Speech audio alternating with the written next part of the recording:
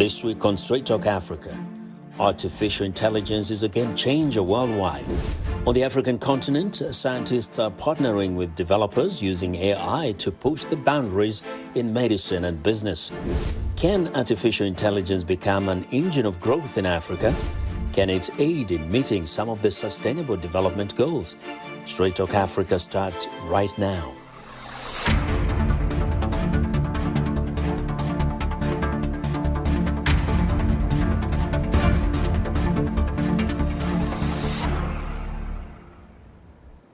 Welcome to Straight Talk Africa. I'm your host, Vincent Makori. Artificial intelligence is reshaping our interactions with the world around us and on a daily basis. And often we do not even realize it. We might routinely ask Google Home or Alexa about the weather forecast or the news of the day. There are our virtual assistants, as they are called, and they use AI. In Microsoft Word, AI checks our grammar, spelling, and often finishes our sentences. Artificial intelligence is powering creativity across many fields on the African continent and is shaping a generation of developers who are creating new applications that often try to tackle a problem in an underserved community that might not have access to doctors or to banking. Let's go now to our technology reporter, Paul Ndiho, who is closely following the AI developments in Africa. Paul, welcome to Straight Talk Africa. And thanks, let's start with the very basics. What really is AI? Well, the term or the concept AI has been around since the 1950s. It was first coined by a gentleman called John MacArthur at Dartmouth College here in the United States. But simply put, artificial intelligence is computers or machines that are learning to be like humans, to think like humans. In most cases, these are super machines or supercomputers that have the ability to think, to analyze data, for example, in a very, very short time. Mm-hmm. Now, some may not realize, but in what areas is AI used on a daily basis that sometimes we may not even think about it? Right now, these cameras that you see, that's AI in action. We use AI almost on a daily basis. From the moment I wake up to the time I go home, it's all AI. My phone, the first thing I touch on my phone, it tells me the weather. It tells me how long it's going to take me to get to work. The emails, the Teams that we use, that's AI, but people don't think about it. Think about you making a Skype call to anywhere in Africa. That's AI, but we don't think about it like that. Until recently, most people are not talking about AI in those terms. But when you think about it, everything that we do, from driving our cars to these self-driving cars, that's all AI. People thought it's something that is going to come and then we'll see it and find out how it looks like. But apparently you use it every day. It's all around us. But then now you've been interacting with so many people across the continent in the field of AI. How widespread is the use of AI, especially at the local level, in manners or in ways that are beneficial to the people?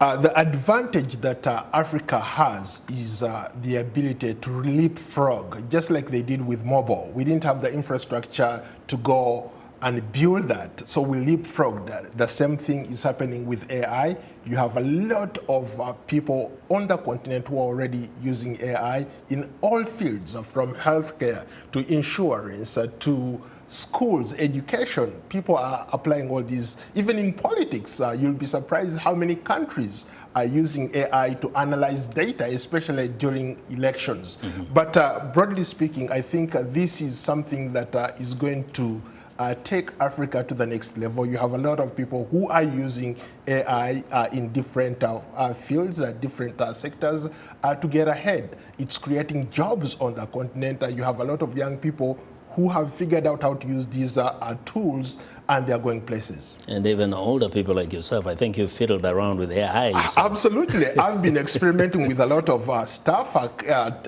for learning purposes. I've created content using all sorts of tools. I've built my own. I saw you, man. I've built my own AI chatbot that I'm trying to, to mimic what I do. So a lot of young people are doing stuff like that, and it's just the sky is the limit for most of us. Indeed, AI is here with us. Paul Ndiho, thank you very much. Paul Ndiho is a technology reporter for VOA Africa.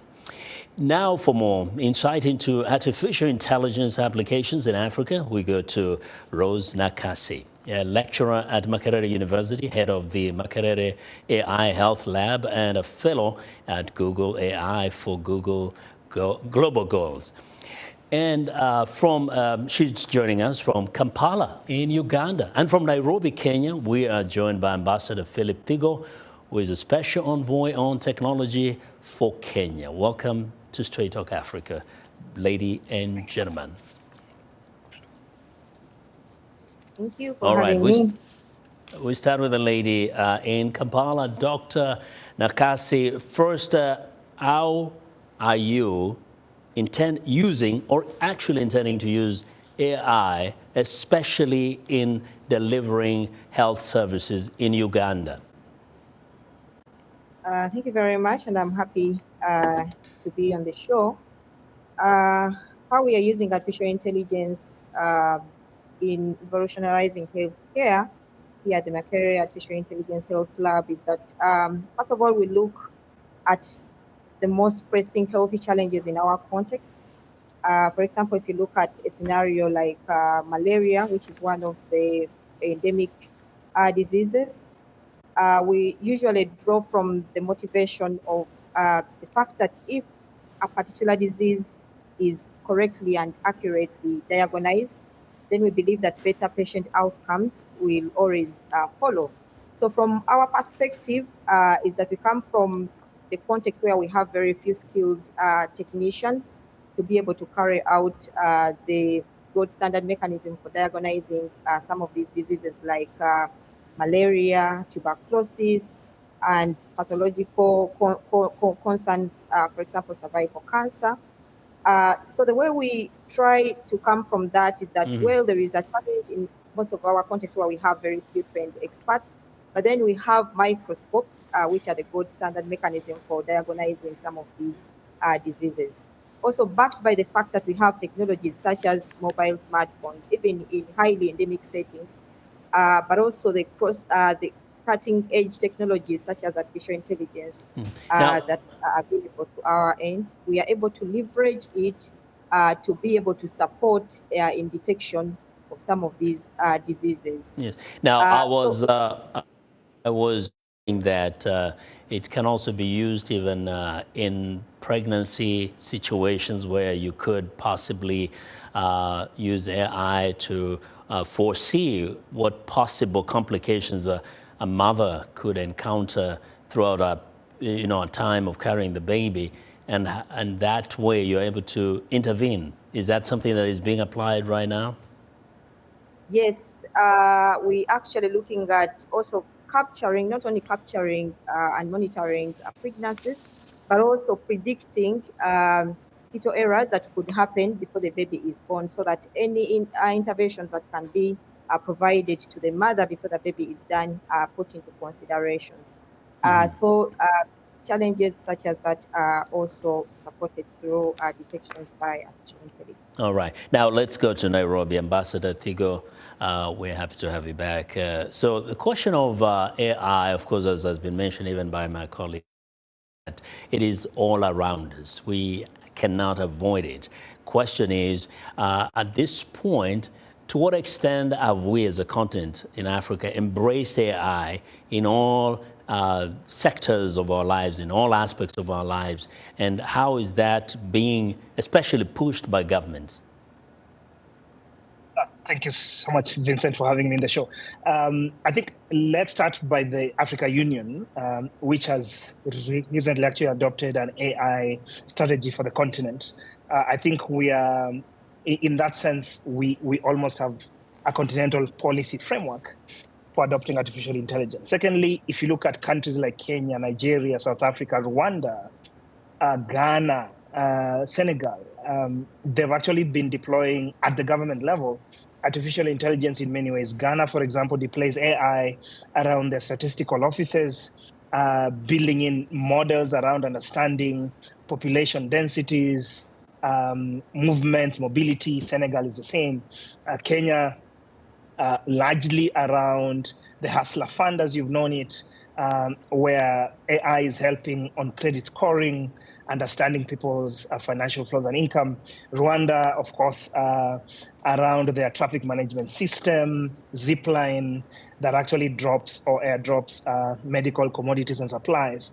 So AI in the continent is actually deployed at scale and at government level. So I think Africa is one of the continents that is actually deploying AI at scale, but to my previous speaker's point, to actually solve problems. It's not about self-driving cars, as Ndiho has been mentioning, but it's really how do we use AI to solve the challenges that we have in Kenya, including even crops. So understanding crop diseases and farmers being very precise around their crops, yes. weather data around that, yes. Yeah, and I want to stay, if I may stay with you, briefly in terms of course, applying this, especially in areas which are extremely beneficial to the people. People may want to know about the infrastructure. What infrastructure is needed? What level of access do the people have in terms of the education or the knowledge related to AI and the application and use of it in all these different sectors? I agree. So I think at different levels, right? So you have, it's what I call fluency, is how are you fluent around this new technology? So of course, there's a technical level, which we need a lot of our, if you look at a lot of our startups, a lot of our developers, including the big tech companies that now have hubs in the continent, Nigeria, Ghana, Kenya. So you have a sort of a highly sophisticated technical level of Africans who are actually deploying large language models, including sort of digitizing local languages. So I think there's that kind of sophistication which exists, and we don't have to be all that. We have machine learning experts and data scientists who are also kind of driving this revolution, again, at a very highly technical level. Then when you come to the policy level, we have policymakers now, and we have very sort of able ministers. Minister Paul of Rwanda, Minister Bosun of Nigeria, kind of leading the policymaker space around understanding safe, secure, and inclusive regulation that does not stifle innovation.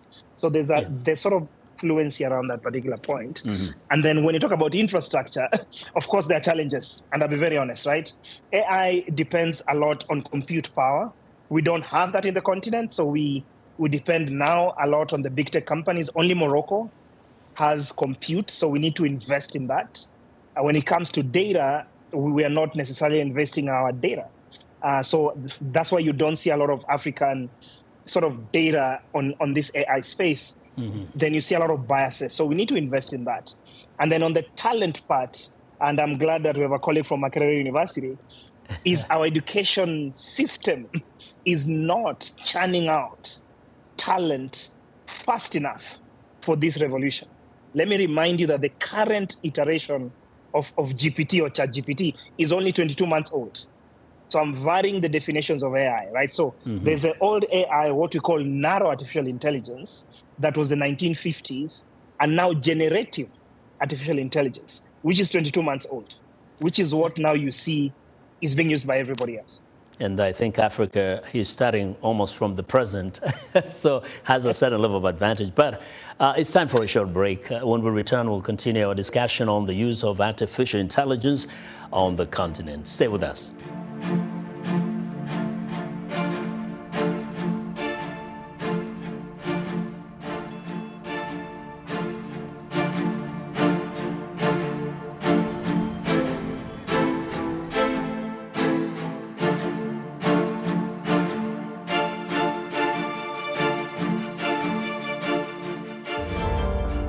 In times of change, when the world seems uncertain and what we hear doesn't reflect what we see, we seek the truth. When we are told only part of the story, we lose trust. In moments of crisis, Our dreams, hopes, and wishes for a better tomorrow depends on a free press. At Voice of America, we bring you the stories that people take risks to see. We connect the world and unite it with truth. At Voice of America, we show you the whole picture.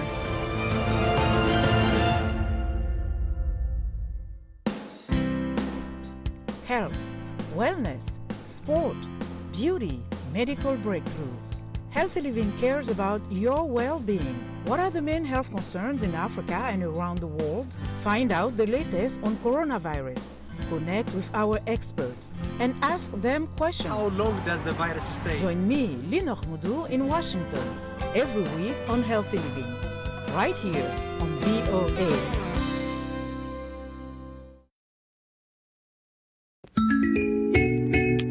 The United States Agency for International Development reveals that malnutrition remains a significant challenge in Nigeria, with severe acute malnutrition impacting 3.6 million children and contributing to 50% of all deaths among children under 5 years old. This week on Our Voices, we'll talk with the talented Nigerian Nollywood actress Chioma Chukwuka Apota, the USAID Goodwill Ambassador for Nutrition. She'll talk about her journey and efforts on fighting malnutrition during a conversation each week right here on Our Voices.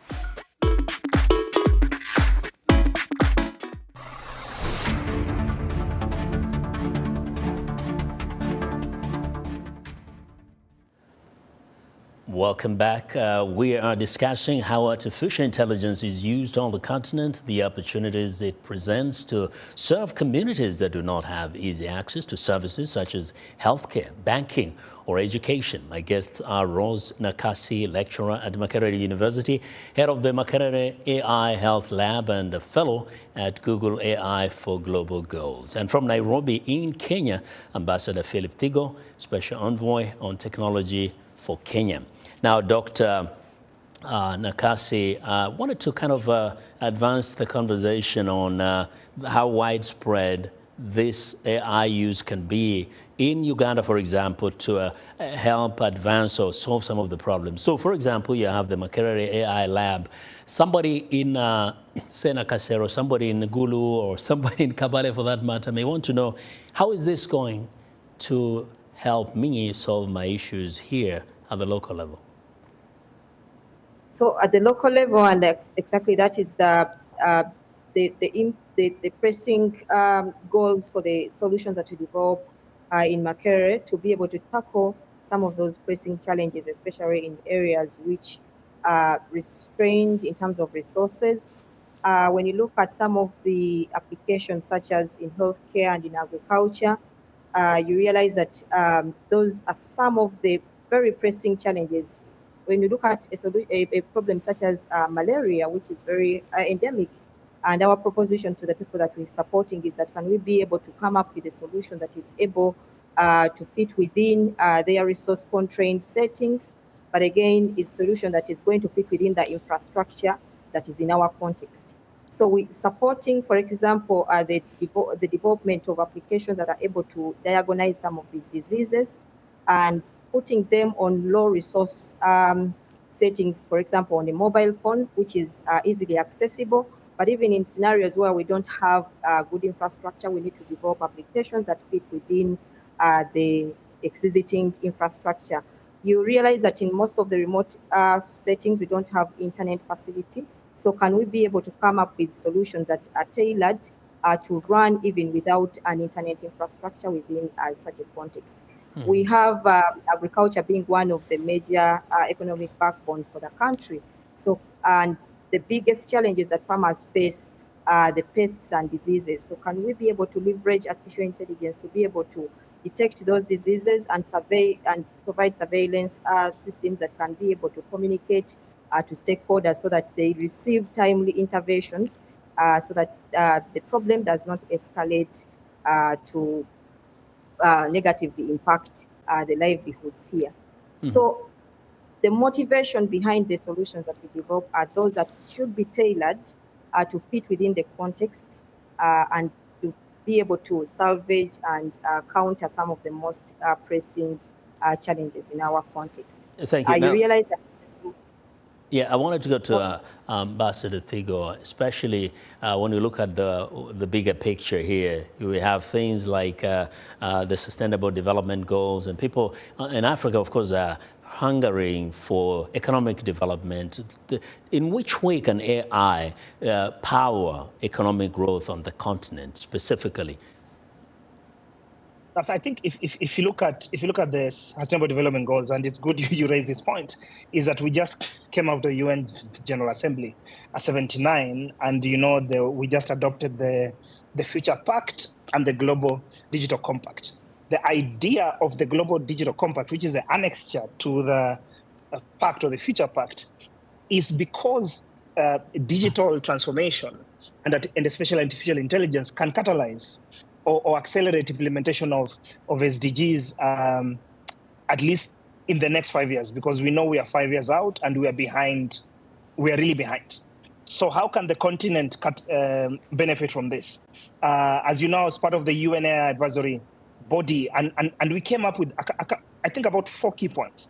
One was that we need, as a continent, if we are to address the Sustainable Development Goals, is to ensure that we have a common understanding on what are the benefits of AI to society. So we need our scientists, so the Makerere University and all these universities, to work concertedly in terms of understanding better this problem. Secondly, we need a policy dialogue around how do you have an enabling policy that then ensures that we govern AI, even understanding the risks. And I know we've not talked about the risks in this program, because we are seeing the risks around misinformation, disinformation, but also loss of human agency, because you cannot relegate all decisions to machines.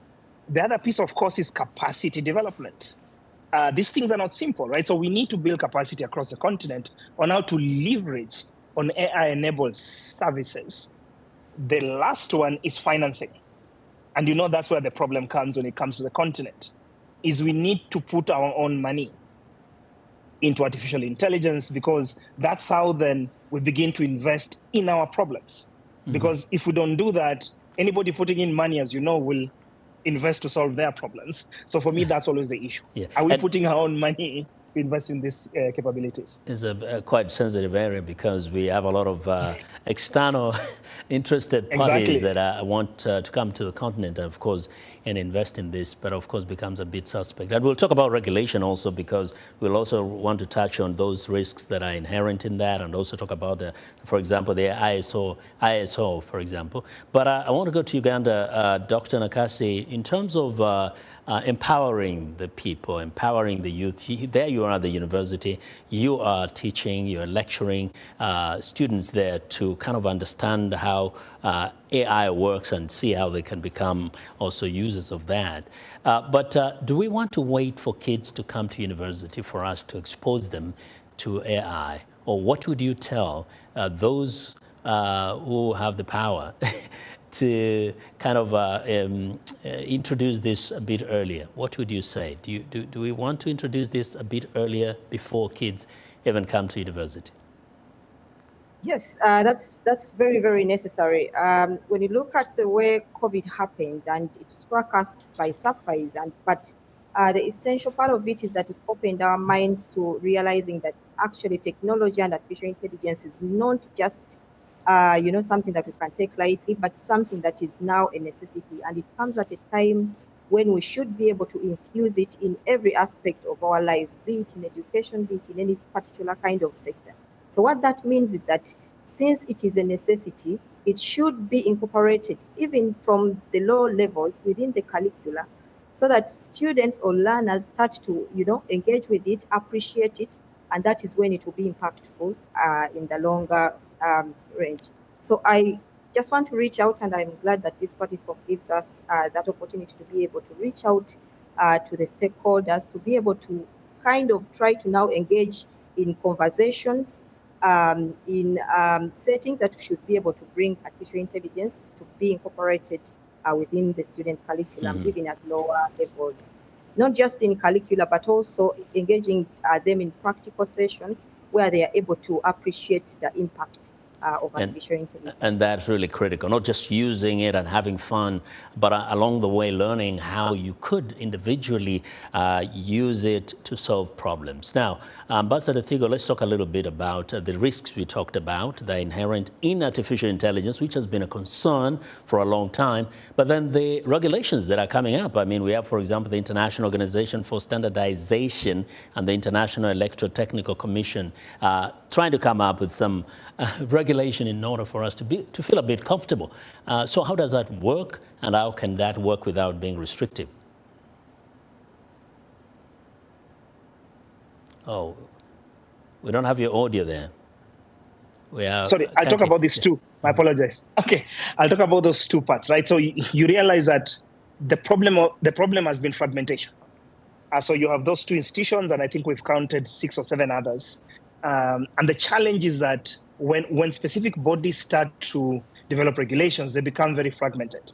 So the first solution we did, at least at the United Nations, as governments, was to pass the first ever resolution on artificial intelligence. And it was very specific. Is how do we ensure a safe, secure, inclusive, and trustworthy AI development and use for sustainable development. So that was a big milestone in May of this year.